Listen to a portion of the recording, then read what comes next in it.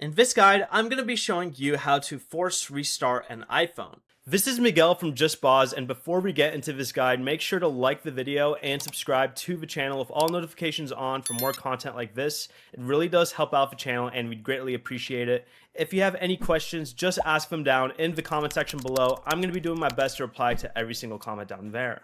First, quickly press and release the volume up button, and then quickly press and release the volume down button.